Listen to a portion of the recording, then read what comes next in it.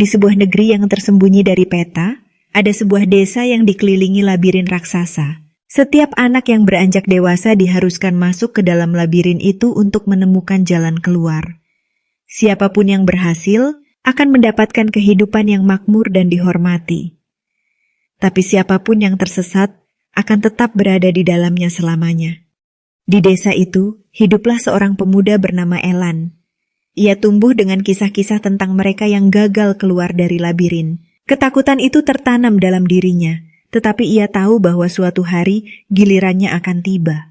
Ketika hari itu tiba, Elan berdiri di depan gerbang labirin bersama pemuda-pemudi lainnya. Mereka diberi satu aturan. Kau harus menemukan jalan keluar dengan caramu sendiri. Tidak ada petunjuk, tidak ada peta. Hanya dirimu dan pilihan yang kau buat. Begitu masuk, Elan menyadari betapa luas dan membingungkannya labirin itu.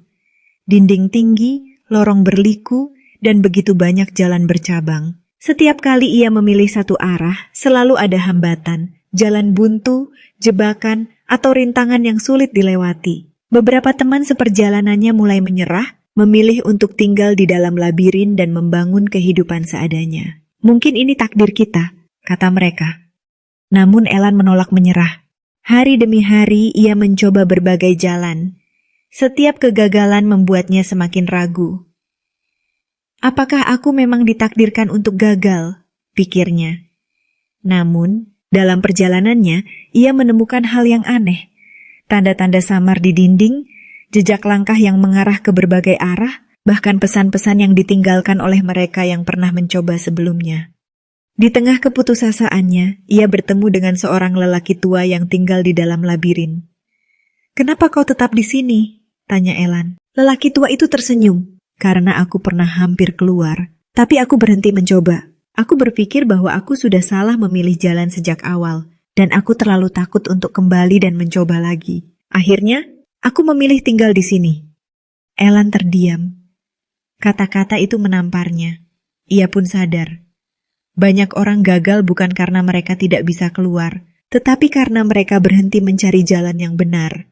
Dengan semangat baru, Elan mulai mengingat setiap jalan yang telah ia lalui, setiap kegagalan yang telah ia alami.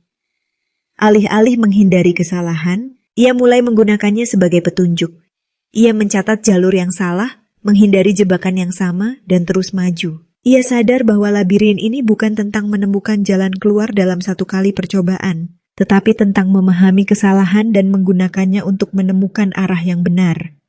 Semakin ia maju, semakin ia memahami pola labirin itu. Rintangan yang dulu tampak mustahil kini menjadi sekadar tantangan yang harus ia pecahkan. Ketakutan yang dulu membebani pikirannya kini berubah menjadi keberanian.